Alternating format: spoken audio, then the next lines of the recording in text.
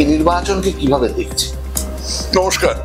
নির্বাচনকে আর 5টা লোকসভা নির্বাচনের থেকে একটু আলাদা হিসেবে দেখছি, যে এই নির্বাচনে প্রধান ইস্যু হচ্ছে প্রধানমন্ত্রী কে হবেন, এবং সে বিষয়ে নরেন্দ্র মোদীর প্রধানমন্ত্রী হওয়া প্রায় অবধারিত। সারা ভারতে এই রকম জনপ্রিয়তা আর কোনো মানুষের নেই, এবং অন্যান্য বিষয় বাদ দিলেও যেটা থাকে সেটা হলো তোর কোনো প্রতিদ্বন্দ্বী নেই। 1990-এর দশকে যে পরিস্থিতি হয়েছিল, যখন কংগ্রেসের একজন সামনে ছিলেন, তার কোনো প্রতিদ্বন্দ্বী ছিল না, এবং তার ফলে 1 বছরের কম সময়ের জন্য কখনো চন্দ্রশেখর, কখনো দেবেগৌড়া, কখনো ইন্দর গুজরাল এরকম সব প্রধানমন্ত্রী হয়েছেন। এই পরিস্থিতিতে দেশ কখনোই আর দ্বিতীয়বার পড়তে চাইবে না, সেই জন্য ওর জয় অবধারিত, এটুকু বলা যায়।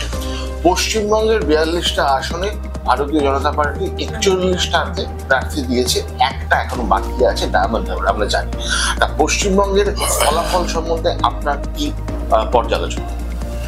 আমি সাধারণত কটি আসন পাবে কে সেটা নিয়ে কোনো ভবিষ্যৎবাণী করি না, তবে এটা খুব সেফলি বলা যায় যে 2019 সালে 18টি আসন পেয়েছিল ভারতীয় জনতা পার্টি, এবার তার চেয়ে বেশি পাবে।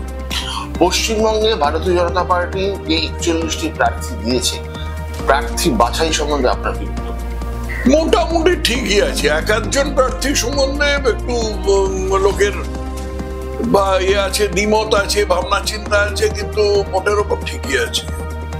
এই মুহূর্তে রাজ্যে বিভিন্ন দুর্নীতি সংক্রান্ত অভিযুক্ত হয়ে রাজ্যের প্রাক্তন মন্ত্রীরা জেলে।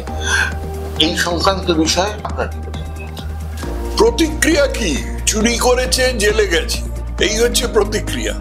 এর মধ্যে শিক্ষার ব্যাপারে, শিক্ষা নিয়োগের ব্যাপারে আছে, এর মধ্যে পুরো প্রতিষ্ঠানে নিয়োগের ব্যাপারে আছে, এর মধ্যে আছে কয়লা চুরি, রেশন চুরি, পাথর চুরি, বালি চুরি, এসব হরেক রকম আছে আর কি। এগুলোতে কিছু লোক জেলে গেছে, কিছু লোক ভবিষ্যতে যাবে।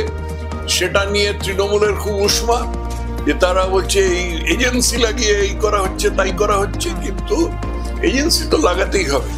চোর চুরি করে মনের আনন্দে ঘুরে বেড়াবে আর পুলিশ হাঁ করে অন্যদিকে তাকিয়ে থাকবে, এটা রাজ্য সরকার চাইতে পারে, কিন্তু জনসাধারণ চায় না, কেন্দ্রীয় সরকারও চায় না, তাদের জেলে যেতেই হবে।